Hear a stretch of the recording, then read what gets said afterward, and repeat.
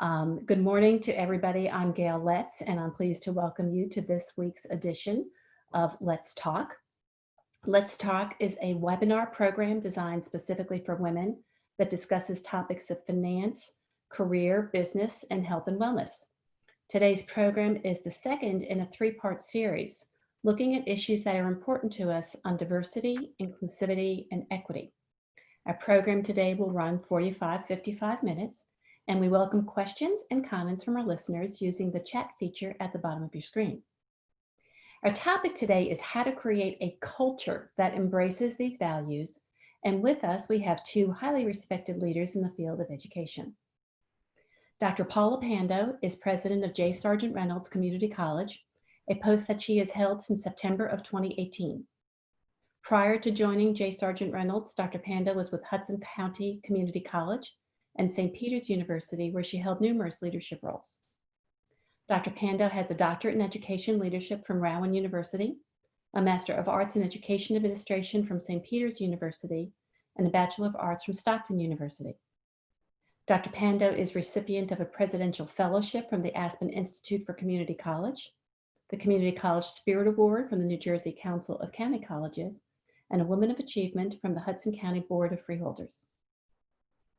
Also joining us is Ed Grier, Dean of the School of Business for Virginia Commonwealth University, a position that he has held since March of 2010. Before joining VCU, Dean Grier spent 29 years with the Walt Disney Company.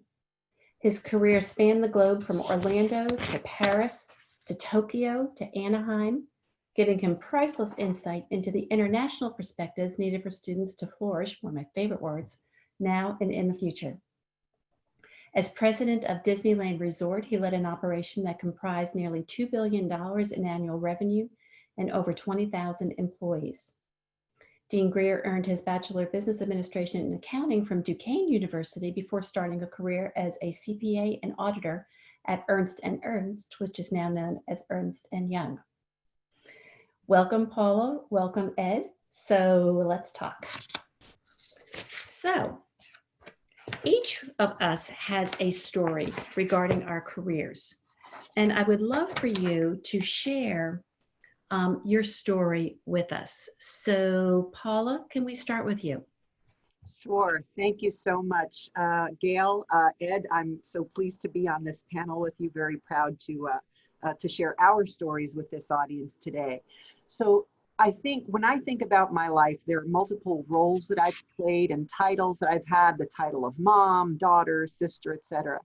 But when I think about what makes Paula Paula, and what makes me see the world the way that I do and pursue the career that I did. And that really is framed around being the daughter of immigrants. While I was born in the United States, my family moved back to their native Chile, South America, when I was just months old, and then returned to the United States when I was a school-aged child, having to learn English, customs, cultures, etc. But when you are a child of an immigrant, oftentimes you have to take on adult responsibilities, translating for your parents, whether it's a lease or a doctor's appointment, or my personal favorites, back to school nights, where I always gave myself a very favorable translation of what the teacher was saying. Mommy, she said, I'm fantastic.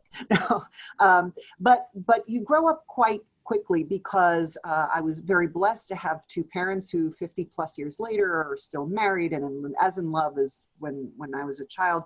I realized that while I had a lot of support in spirit, working two jobs to put me through Catholic school, even though we weren't Catholic, trying to make sure that we had the best educational opportunities possible, there was the college-going culture that was foreign to our family, even though the goal was always that their children would get a college education.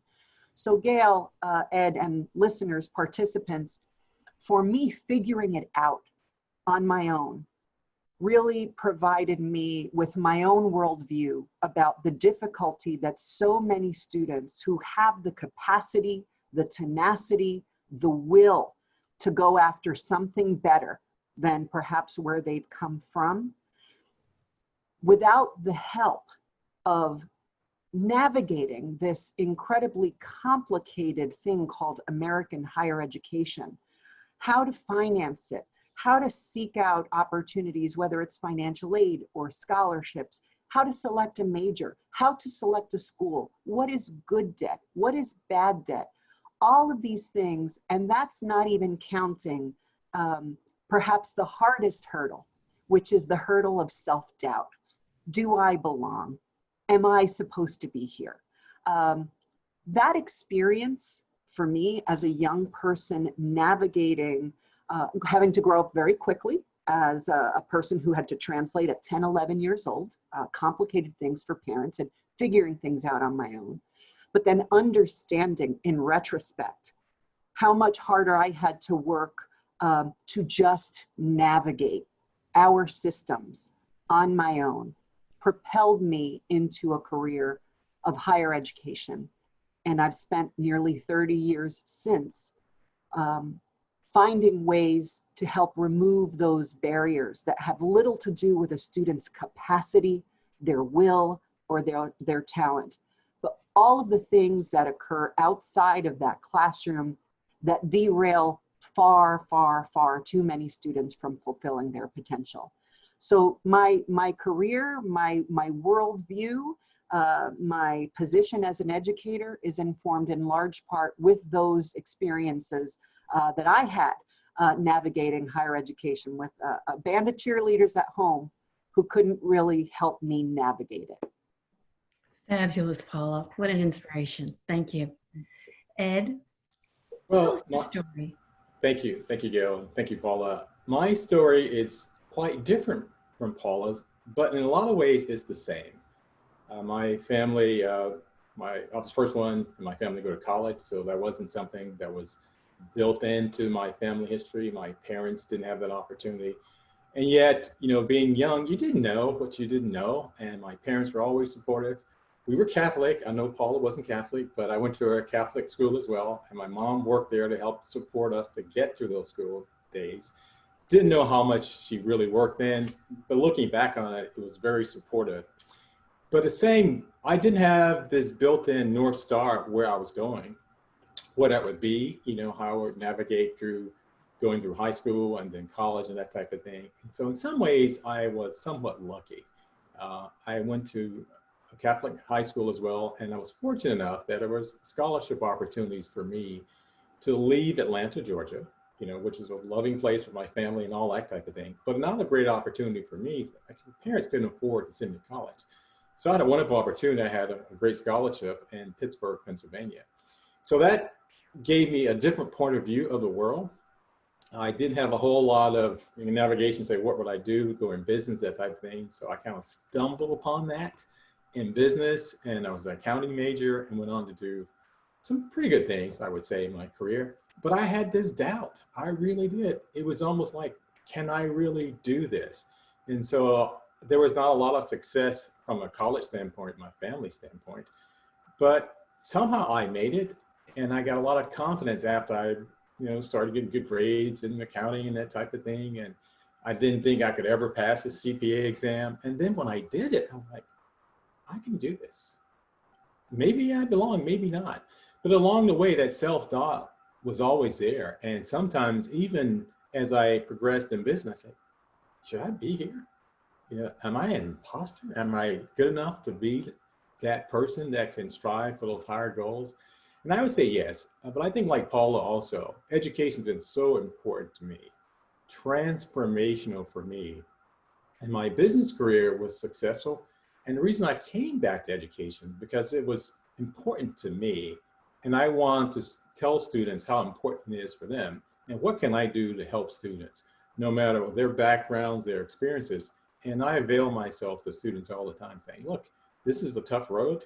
You have to pick your own path, but someone help me so I can help other folks as well. So just going to college was transformational for me. Growing up in Atlanta, a Black neighborhood, very little opportunity there, going to Pittsburgh, a big city by my standards, and just the enormous business opportunities there just changed my life.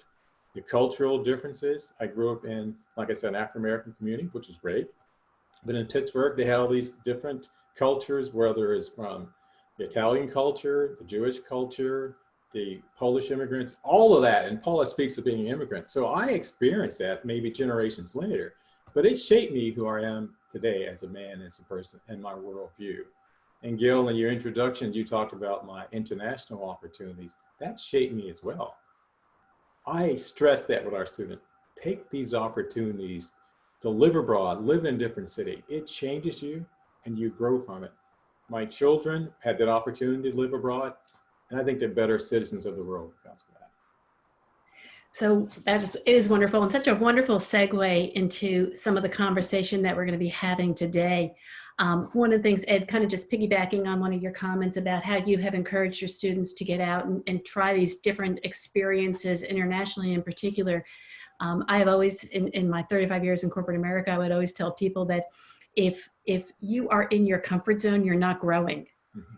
So whatever that comfort zone is, we need to continue to push. And I'm hoping that, I'm positive, as a matter of fact, that is resonating with many of the people that have joined us for the webinar. For those who have joined us, I think in very short order, you've probably figured out very quickly why I invited Paula and Ed. First of all, they are two people that I have a great relationship with, and I just think so much of. And even though the three of us are from very different backgrounds, we do have a lot of similarities, which I think is one reason why we've always been able to talk about so many issues. I was the first person in my family to graduate from college. I was the person who went through all the self-doubt on did I not believe I belong? I figured it out. I really didn't have role models to look at, and I had to kind of look around and just believe that there was going to be something better that I wanted to do, that I wanted to push myself. And I hear that with both Paula and with Ed. So I titled the program, How to Build a Culture. And I was very specific on not saying program, because again, having been in corporate America for 35 years, it does bother me that everyone thinks that a program is going to solve a problem, regardless of what the issue is. But specifically, I see just everybody wanting to jump on the bandwagon of a training program to solve diversity and inclusivity and equity. And very seldom do they even mention inclusivity and equity. It's always diversity. Let's put a program in so we can increase diversity. And that program might make an immediate impact. And if people have to make commitments at the end of that program, that impact might last a little longer, but eventually it dies. And unless we change the culture, we do not change the organization. So Paula and Ed, and I'll start with you, Ed. Throughout your career, I am sure that you have seen examples of both positive and negative cultural situations around diversity and equity and inclusion. Can you talk about what you've seen, what you've learned, and how these experiences have changed your personal leadership? Yeah. Well, first of all, I think it starts at the top. I think if the leaders of any organizations don't really believe it, not more, also believe it, that they actually live what they say their cultural endeavors are going to be. That's where it starts. So I would say that you have to understand who you are, where you are, and be open to really, you can talk about numbers. You can say, well, how many women, how many African Americans, how many people, Hispanic, whatever. Those are important. But at the end of that, I think it's equally as important how you're living those aspects, and not just by hitting the metrics. Are you living by your set of values every day? And do people know what you believe in? I've always been struck by people that say, well, I had no idea what Ed's going to do. I think people know what I'm going to do, because I say it's building character. You should not surprise people that work for you or people that you are working for. They know who you are and what you stand for. Now, you may have some variability on decision-making and that type of things. I was surprised by that decision, but they're not surprised who you are as an individual. So you asked me about some things I've seen that throughout my career.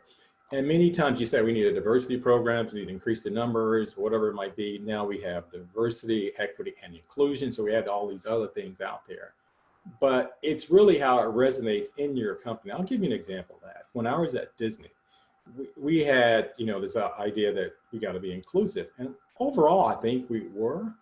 But I think we went through, implicit bias and things like that. But one person that really changed my viewpoint on diversity, his name is Franz Johansson, and he had this book called The Medici Effect.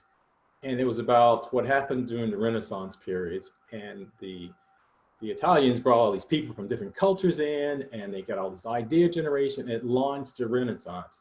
And so as he was telling these stories to our groups, and it's a session we're having on diversity, he didn't mention diversity once.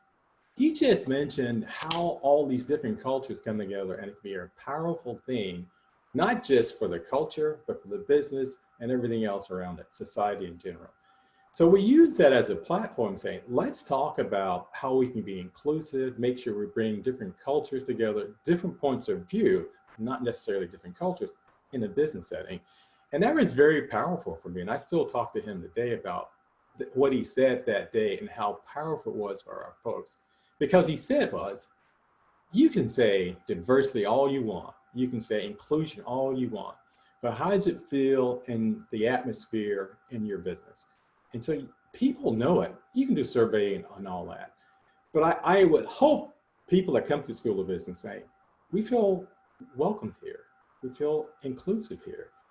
Now, you can't be 100% of that, but it's up to me as a leader to talk to people, how they're feeling about it. How they feel about me.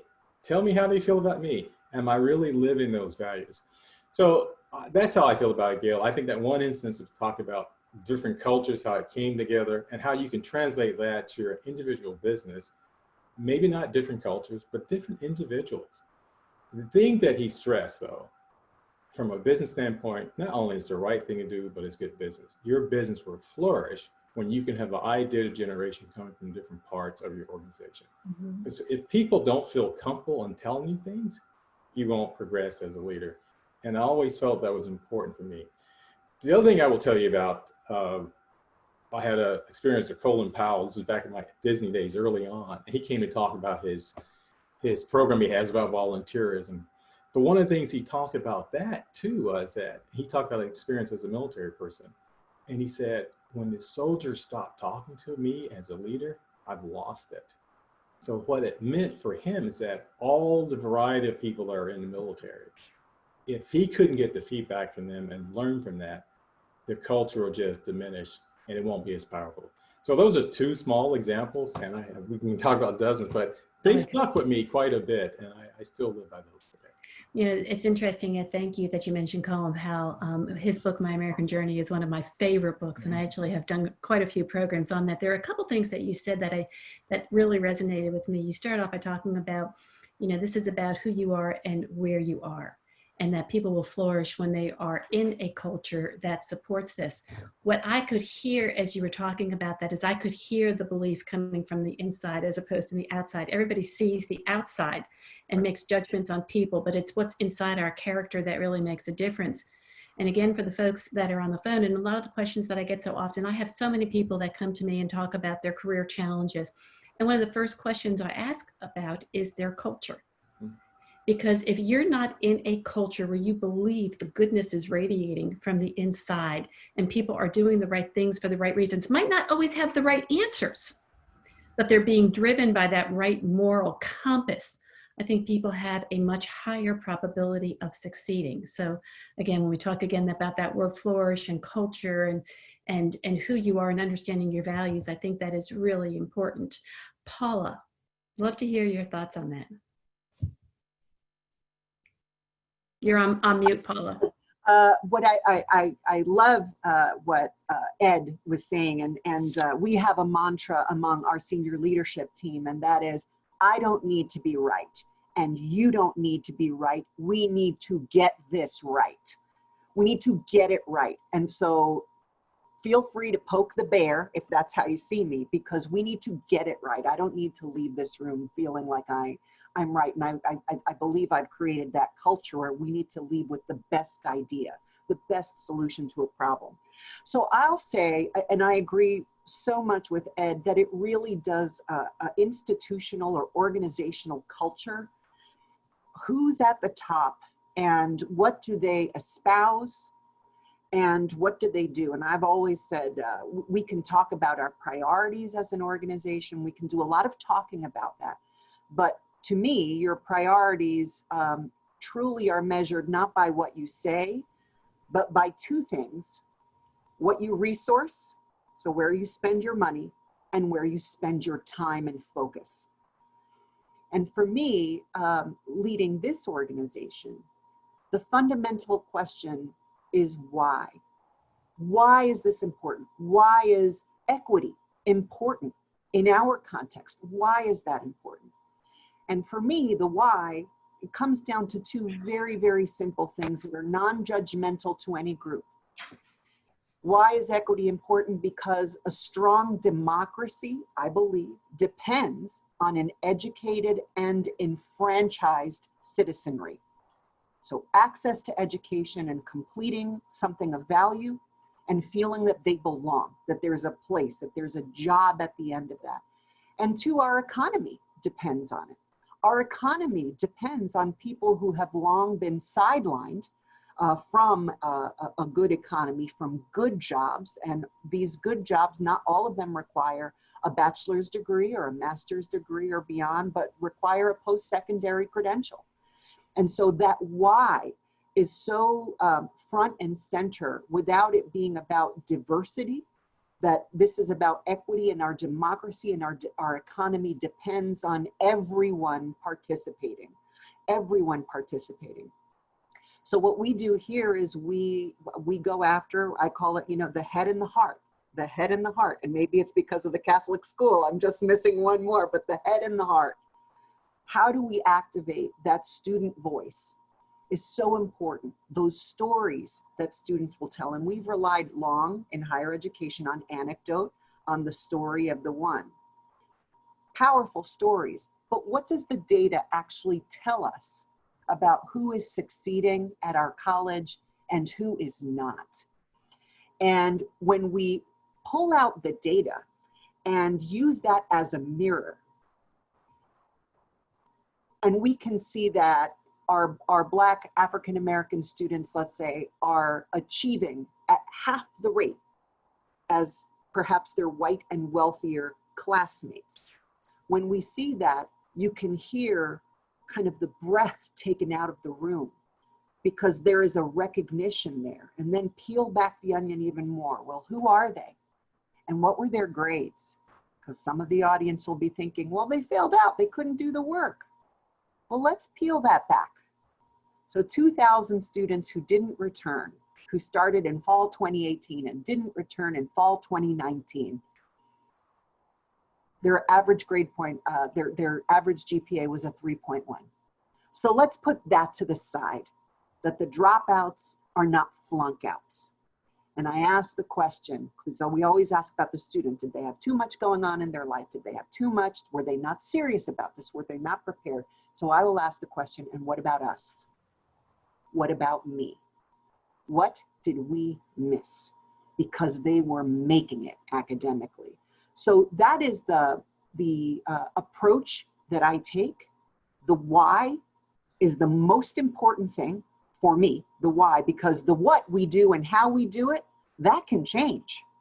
But why it's important, no crisis, no pandemic, nothing is going to change that why, because our democracy and our economy depends on everyone participating. So that's been my approach, where it's not pointing out, you did this well, you did this poorly, but let's be clear about our why, and let's be clear about where we're being successful and where we're not, and let's peel back the onion on what we need to do to organize ourselves around the students we have, and not the ones that perhaps some of us imagined we'd have when we were in graduate school. Mm-hmm. Paula, those are incredibly powerful comments. I think understanding the why is so important. There are numerous books written on even asking the question why. I think one suggests that you ask why 5 times. Now, I've been in a room where people have done that, and by the time somebody gets to 4, the room is about ready to explode. But it is interesting how the self-realization will take place when you really truly try to seek to understand before being understood. You had mentioned that understanding why a population would leave when they've got an average GPA of a 3.1. Mhm. And so many companies that we are talking to are asking me questions about they might be able to attract a diverse population, but they're not able to retain. And my first question is, have you asked them why? You know, it's, well, they've got a better off. Have you really asked why people are leaving? Because I think you'll find a completely different answer to that when you ask the question and then listen. And then, yeah, sometimes you do need to ask it 2 or 3 times, because very often when you ask the why the first time, people will not give you that honest answer. Before we go on to the next question, I love the fact that both of you mentioned going to Catholic school. I too went to Catholic school. I will say that I flunked. The only time I've ever flunked a course in my entire life was religion in 2nd grade in Catholic school. My parents were horrified. And what's funny about it is the reason I flunked was because I had difficulty as a 7-year-old just accepting fact. I needed to understand behind it. What does that mean? And I would constantly ask why. And they would say, you have to have trust, you have to have belief. Well, I wanted to know why. And I flunked. So with that said, there's probably a little too much information, but self-declaration, I actually flunked religion in Catholic school.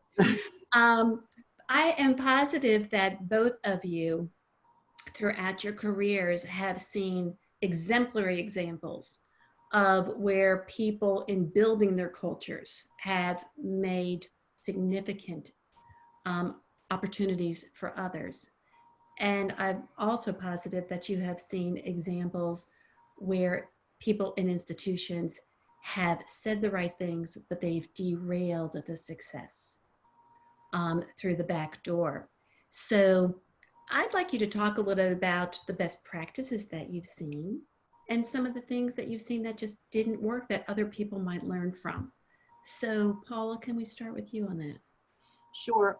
I think one of the reasons why many of these efforts to improve, enhance, or transform institutional culture is because we address it with a program, with a person, with some sort of, you have to go through this training to become more woke. And truly, that's kind of where I think a lot of why chief diversity officers sometimes fail, and they don't always, they got to be positioned to succeed. But organizations will hire a person or buy a program out of the box and expect that person, that one person or that program will be able to address something that takes a long time, that it's not, this work is not a day, it's not a week, it's not a month or an academic year, but it's how do we embed these values of inclusivity throughout the organization, through the language that we use in our hiring. What do we as an organization aspire to be? There is language in those postings that will turn off or attract a candidate when you speak about your values and what kind of organization you are and what kind of organization you aspire to be or work hard at being every day. So I believe in a distributive model where you might have a shepherd of the work, but that this is that every unit in the college. So, you know, our finance friends, you know, how is equity embedded in what you do? Let's look at our payment plans, because sometimes folks have a hard time connecting what it is that they do to that organizational goal or that value. So let's think about how we pay. Do all of our students have credit cards? No, they don't. Do all of our students have checking accounts? No, they don't. Some students are cash paying. How do we then open the door? So for us, it's taking a look in each one of our areas where we're able to define how we contribute or what we need to do. But I think the failings of many organizations is just hiring a person or getting a consultant to come in for 1 year and wave a magic wand, and now everyone sees the world the same way, which we don't want. Everyone has the same mantra or cadence. You know, for me, this is about an ethic of care. And that means caring for our employees, for our staff, and nothing like a global pandemic, a historic economic downturn, racial awakening, civil unrest, hyper-divided nation politically in an election year. How do we say we're leading with our values and taking care of our people? And if we're not doing that, how can we then expect our people to take care of our students? And in your world, that would be our clients, because one can't pour from an empty cup. So I think that it's got to permeate throughout the organization. It can't be a person, a magician coming in. I think that's where organizations have failed over and over and over, by one person, one program, one block of time, and now we can move on to the other thing. I could not agree anymore. We actually are working with a client right now who asked us to come in and do some diversity training. And my answer was, we can do it, but I don't think you're going to get the result that you're looking for. Mm-hmm. And if you're looking at doing this the right way and you haven't been having the conversations before, and you haven't been asking the tough questions, it's going to take a few years. The one thing I will say though is, you blink your eyes and you're there at some point. Mm-hmm. So if the leadership continues to say, this is important, and when that one person asks that really unusual question at the table, such as, well, does everybody have a checking account? And it's kind of like, oops, wait, I kind of missed that, because in my world, everybody has a checking account. You really want people to challenge the system and think very differently. So I think that those are absolutely fabulous comments, Paula. Ed, I'd love to know your thoughts. Well, a couple of things, Gail. I'll go back to your horrible time at Catholic grade school. I thought it was because of the Latin you probably didn't do well, but move on from there. Maybe. I'll stick with that story. Okay. I would say just a couple of things. We keep talking about programs. We know they're important to have, but you have to have consistency. You have to kind of lead it through the whole thing. I do some leadership training for our students and different folks around the town, really around the country sometimes when I'm asked. And I revert back to my Disney years to try to make a point. Many times I would use the Disney movies as just so you remember. And one I've used, Zootopia, is the sloths. They're head of the motor unit, and it's a department that people go in, and it's slow moving. And people point to it. Sometimes it's that department's responsibility for customer service or for safety or for diversity, equity, inclusion. Is that department? No, it's not. I should. Any of those efforts is not one department. It's the entire unit's responsibility. That has to be built into the culture. It's not just my responsibility of dean, it's everyone's responsibility. The other thing I would say about in my Disney years, we used to do all these surveys. We had a lot of information, and the leadership was always important. And there was one question on the survey that said, would you work for this leader again? Yes or no? And so you could look at that question, and it was a barometer for almost everything else that you did in your respective unit, because the leadership was important. So I will say, from a best practice standpoint, Gail, you said, what have I seen? I worked with some great folks there, and his name was Judson Green, and he started this program called Performance Excellence. And this is before this whole diversity and the equity inclusion was coming. It was really how we treat people overall. Respect people, treat them like an individual, learn who they are, so you have a better way of making them successful. And by doing that, your business will be successful. So he had this wonderful chart, one of those 4 grid things. You got to be very, very successful at your business, hitting targets and all that. But equally as important, how you got there. What is your organization saying about you? What environment are you creating? And we would measure these things. And he would say, you need to get on the bus. So you need to do both. And if you're not, you won't be here very long. So it was a little heavy-handed, people thought at first, but he was serious about it. But he gave everyone time, whether it's training that you needed, he put you through these paces. And I think it was very, very important for me from that standpoint.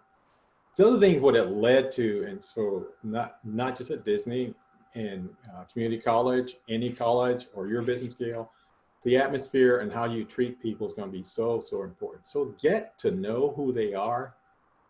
And I tell people all the time, you need to know who I am, what's important to me, not just my professional life, but my personal life too. If you go, I tell people if they can do this, they thought I was crazy. I said, you can look at my calendar. You'll see in my calendar, there's some things about my personal life on there that I know that I have to do, whether it's I'm gonna go meet my sons for dinner or lunch and talk about their business, or meeting my wife for dinner. I mean, you'll see it on there because you can't separate the two.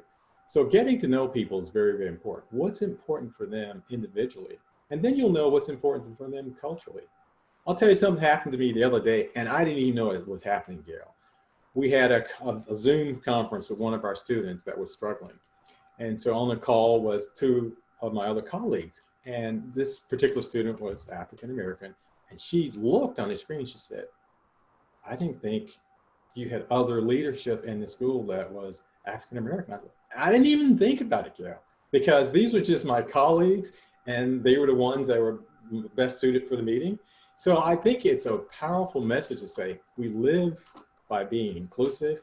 And I think when we were preparing for this call, Paula said something to me and I didn't think about it. She said, Ed, I could be an Italian, or I could be, from Chile, but you're an African American. There's no hiding that. And I think that's so important for people. I don't hide it. And and people say, oh, I don't see color. Yes, you do. You should. And I think that's important, to know who you are, to feel comfortable who you are, and don't change who you are. And if you can accept people for that, that's been a powerful thing for me, to accept them who they are and knowing there's the differences between all of us and understanding those nuances and getting to know people personally, not to meddle, right? People say, oh, I need time off. Because I said, you don't need to tell me. So I trust you that you're going to do the right thing. So those are two examples. I always kind of go back to how people remember things, and remember that it's not one department, it's everyone's responsibility to make sure it happens. So, Ed, you and I have a long history together, and some of the things that you're saying are just making me smile and almost laugh inside, just thinking of some of the things that you and I have done together in our past. And you talk an awful lot about the value of the relationship and understanding the story. So to everybody on the phone, very funny story about Ed and me. Back about 6 years ago, on a very dreary day, I had attended a board meeting at VCU, and when I went to leave, and it was a dreary day, I backed into Ed's car. And I had no idea whose car it was. And I stressed and I sent notices around the School of Business saying, I just backed into this car. I can't figure out who it is. Oh, and by the way, I did not leave a note, only because I was going to a funeral.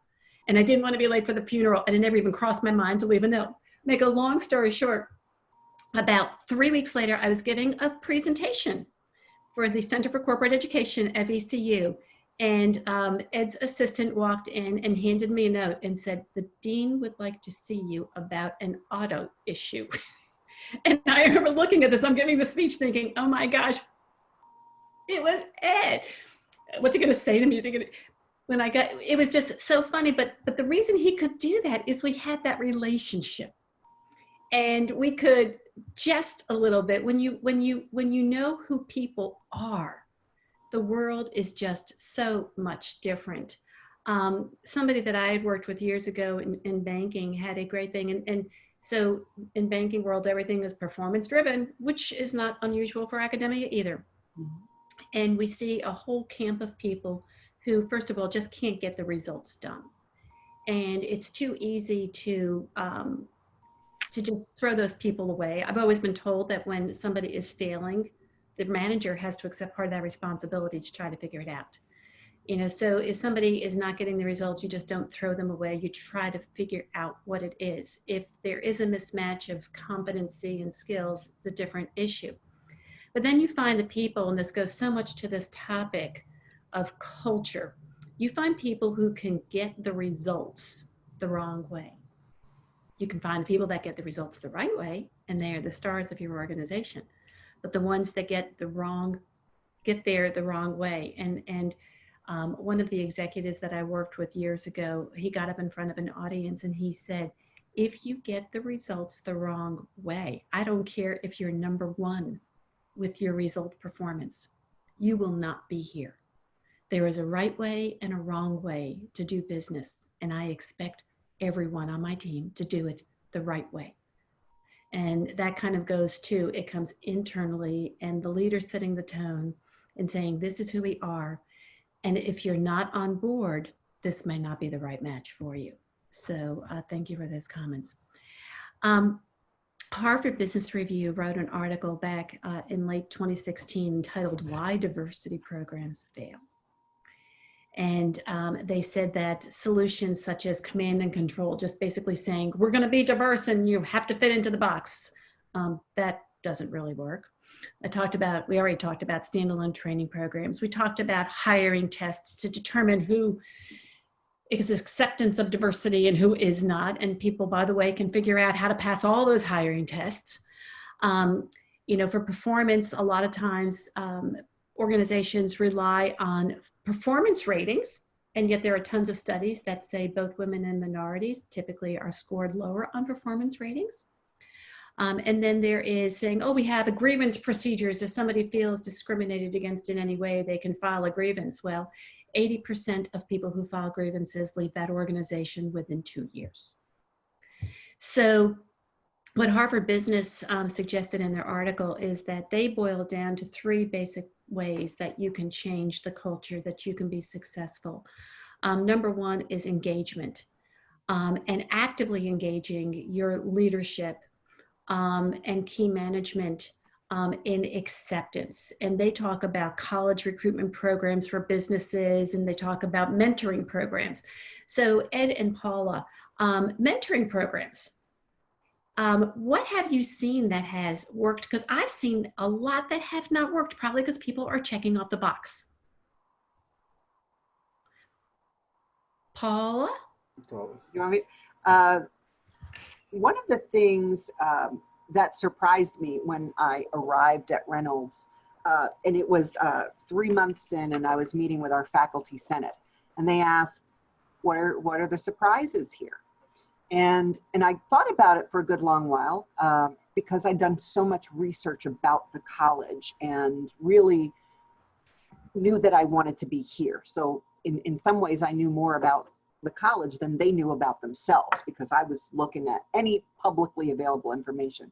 And I thought about it for a while, and I said to them, there is one surprise for me, a big one. I said, in fact, it's not a surprise, it's a shock, that at the community college that serves the Richmond MSA, and given the makeup of this community, that we do not have a single solitary mentoring program for our students who, looking at our data, have been the ones who are most at risk of dropping out or stopping out, and that we've not put together programs that speak to the unique needs and challenges of these students.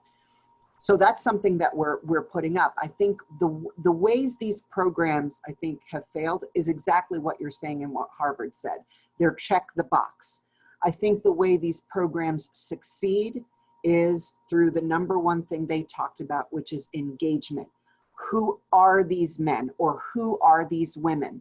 Who do they love? What do they do? What do they aspire? What are they afraid of? Versus saying, counting diversity, okay, we've got 15 Black men, or we've got 15 African-American women, and now we're going to put them through this program, versus getting to know who the people are, what they aspire, what they're afraid of, and really tailoring the programs to that unique cohort of people, versus, again, this out-of-the-box, one-size-fits-all type of model. I think those are the programs that fail. The ones that are laser focused on the unique needs of the people in that program, which may be very different than the cohort the year before and the cohort that might be coming after. And the other piece is representation. And it's not about token, check off the box kind of thing, but in my experience, prior to coming to Richmond, I worked for a Hispanic serving institution. The majority of students were Hispanic, and yet saw very little to no leadership that reflected their community. And I'll never forget a moment. We talk about story and the power of story, about a woman who came in, didn't speak a word of English, with her daughter and a piece of paper. And the piece of paper was that she finally received the Social Security number. She didn't know that we didn't require that at the college. We needed a different identification, and classes had already started. And she was looking for someone to help because they just brought their daughter over from Peru, and she didn't want her daughter to start working in a factory, because the $200 a week she would earn in a factory here in the United States was a month's salary in Peru, and she could be intoxicated to think that somehow that's a living wage, and it wasn't. The point of the story is, when I spoke to that mother in her native language, in Spanish, because it is my first language, and worked to help this young lady figure out a way and called in some favors, can we get her some tutoring so that she can get started? That woman walked in very humble. She walked out of my office a little bit straighter, just a little bit straighter, that the person helping her wasn't on the cleaning crew, which is the experience of many of our students of color, that the people who look like them work in the lowest, very, very visible jobs of cleaning, of being a security guard, honor in all of those jobs, but they don't see themselves in leadership. And so I think those mentoring programs, by knowing who the students are, by organizing ourselves around them and understanding their unique needs, and having models within the organization, that it's so that it's not just blah, blah, blah, but you can actually see it in action. I was you 30 years ago. Fabulous, thank you. And actually, Ed, I'm going to move to a second question, but if you do have comments on that one, please feel free, because I'll direct this second question to you. All right. So Harvard Business Review said engagement, number one. Number two was contact. And it talked specifically about self-managed teams and cross-training programs. And when it talked about the self-managed teams, it wasn't that we're going to put in finance, everybody just figure out who's going to run it. It was more on specific projects, and you bring people in that you know have diverse perspectives and diverse backgrounds, and then you let them run it, and you let them create the structure and choose their own leader and so forth.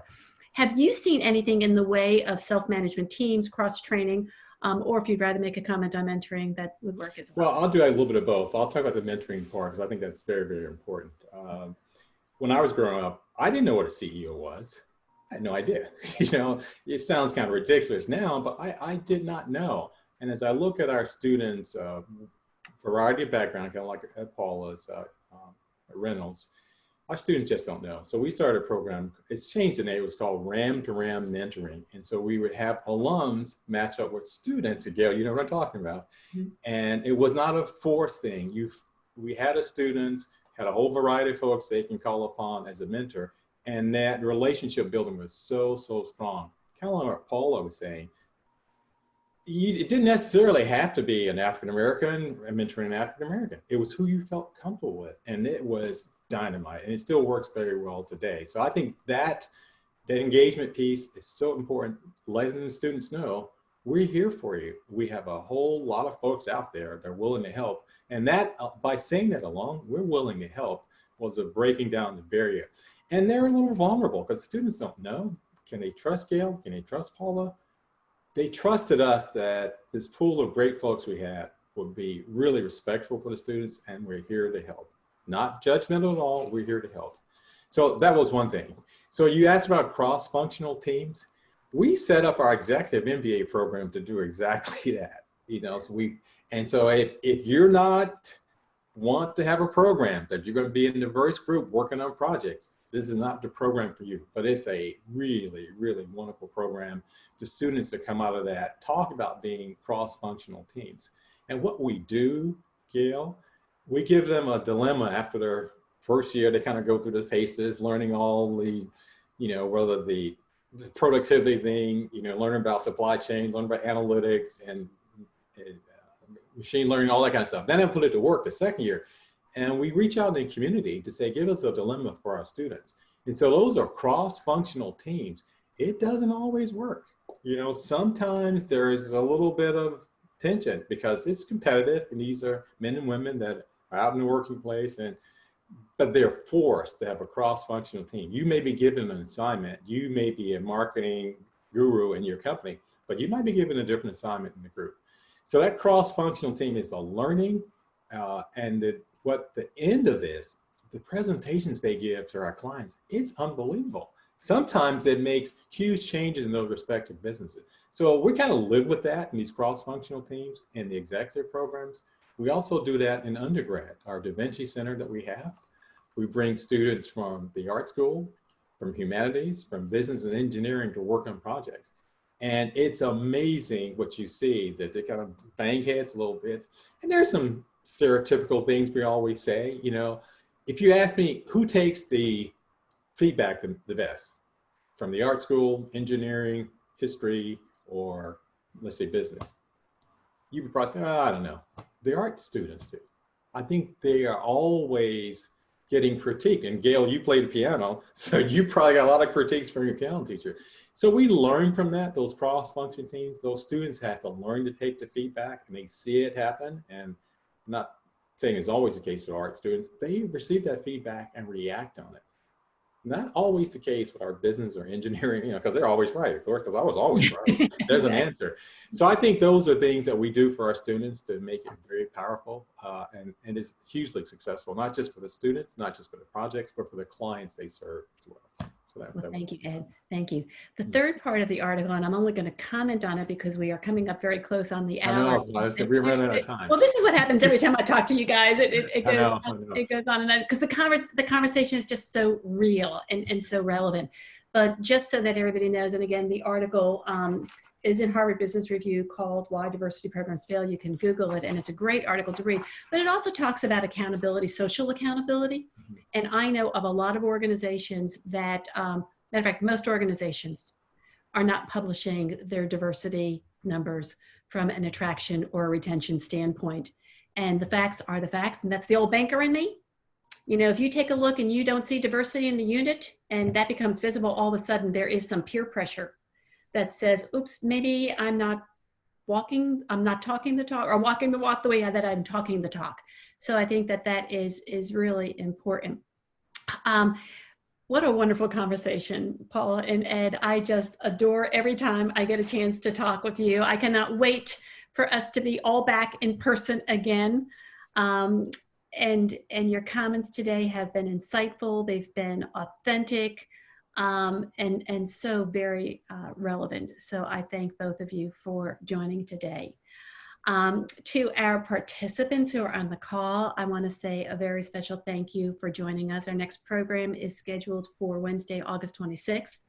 And we're going to actually talk about how do you attract, develop, and retain a diverse workforce. So please watch for those details. But until then, I thank everyone for being with us this morning. Until we all meet again, please stay healthy and please stay safe. Thank you.